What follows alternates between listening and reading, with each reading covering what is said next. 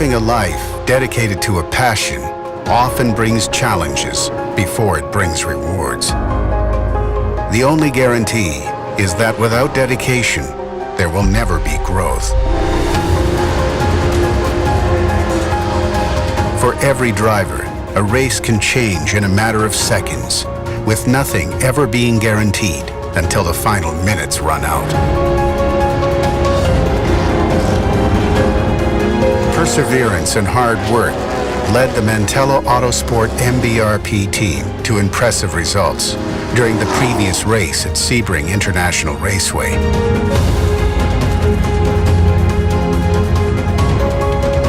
The team heads into the third race of the season with new challenges to face at a track that is sure to test their limits.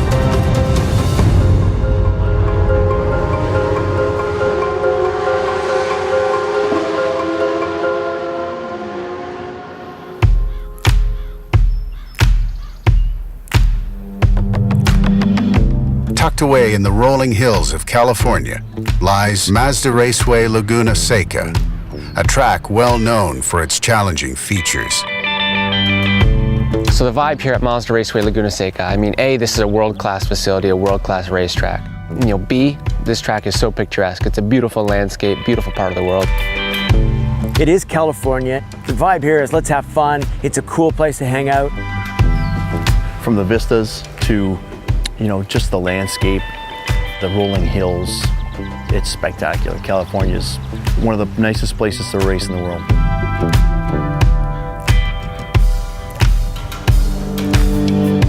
Coming from a track like Sebring, rough, tumble, you know, hardcore, beating up the car, beating up the driver type racetrack, Laguna is maybe the best word to describe it, is finesse.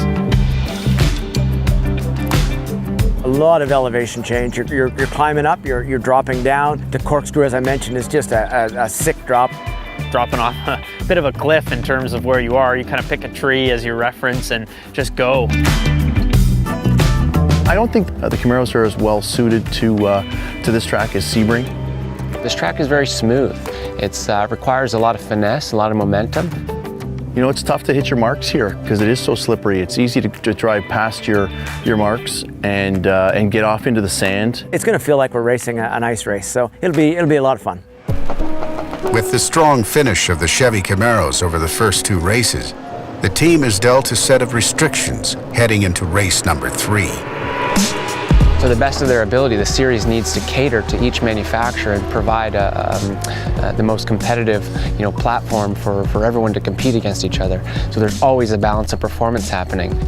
The fact that the good finish at Sebring, I think it was 3 Camaros in the top 4, and all 4 Camaros in the top 9, it meant that the balance of performance had to be addressed. We got hit with a 75-pound weight addition to our cars and a smaller restrictor in the intake. You know, we were working our way up, gaining more speed, learning about the car. This is going to be a setback and slow us down a little more, but as always, you know, Andrew and Sasha are always developing the cars with the guys in the shop, and we'll be fast. Qualifying's always tough. Felt really good, really confident in knowing the track, knowing the car, knowing the grip level. The car was set up well, and we had developed it through the practices and the promoter test day. Yeah, confident that we were going to lay down a good lap, and I felt I was mentally ready and prepared to go out and do what I had to do.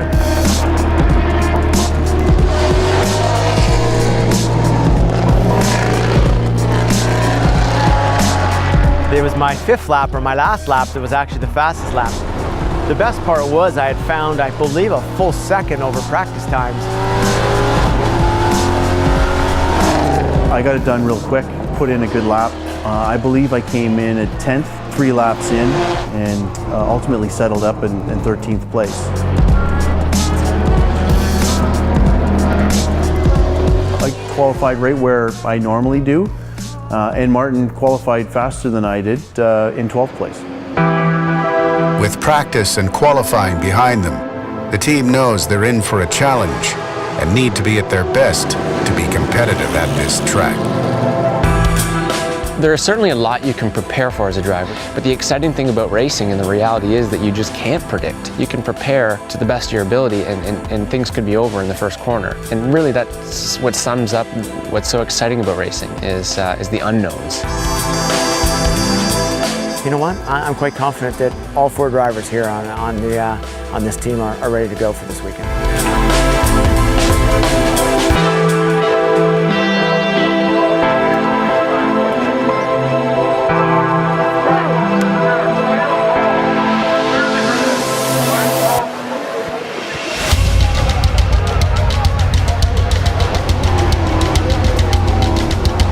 I started on the outside and my goal was to find some room on the inside going into turn 1, and it just opened up and it was easy for me to get into the inside line.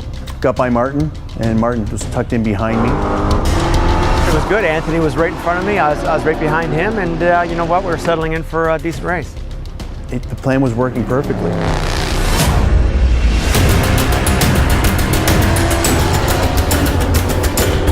Third lap, car seemed a little loose, but nothing that couldn't be manageable. I had closed in on him between 2, 3, 4, coming into 5. It looked like we were going to go into the corkscrew together.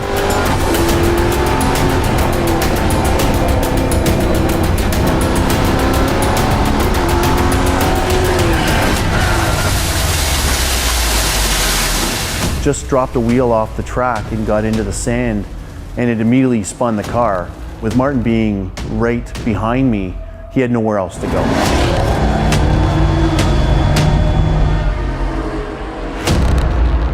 They threw a yellow, and Martin was towed back to the garage.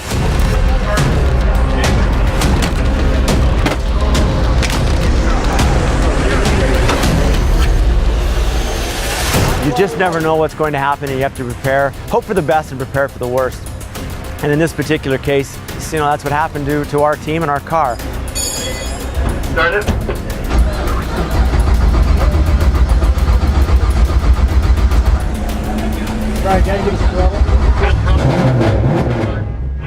At that point, we were down 20 some odd laps, and really we didn't have a race left to race, so it's just a matter of going out and getting the points we could for both Kyle and I as number 80 car drivers.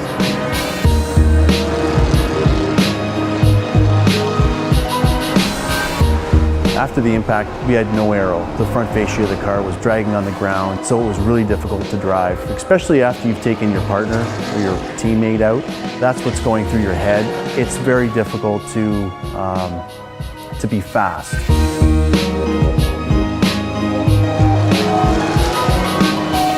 We didn't have a race anymore.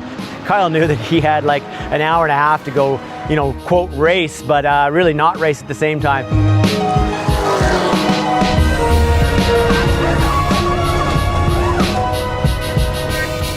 Both of us had to let ST cars by, had to let, you know, obviously the leaders of the GS field go by. If we didn't finish, we wouldn't get the points that we needed, and we would have, in hindsight, instead of being 10th, we might have been, you know, 15th or 16th.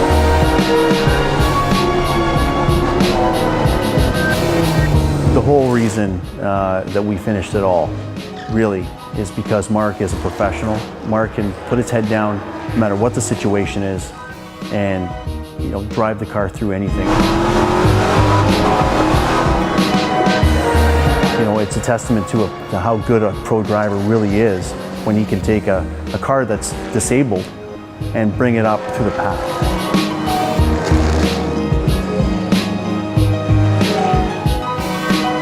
Unbelievably, he finished the race past the whole field, really, except for 6 or 7 cars, and came in 9th.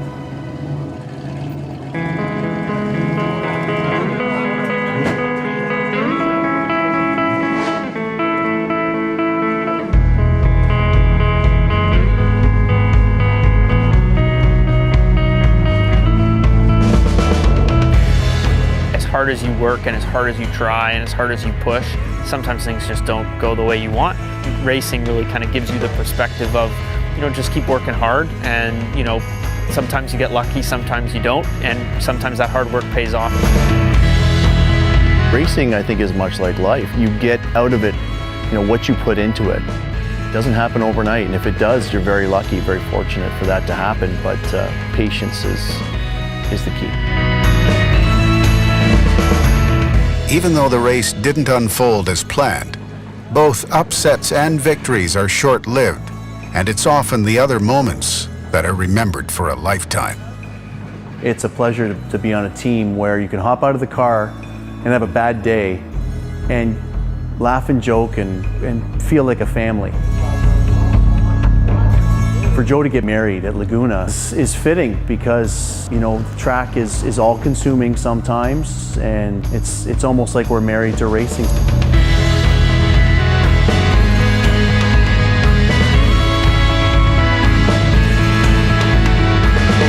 When a passion drives your life, obstacles and challenges are only a mere bump in the road, and in this case, leave the team anxious for race number 4 at Watkins Glen.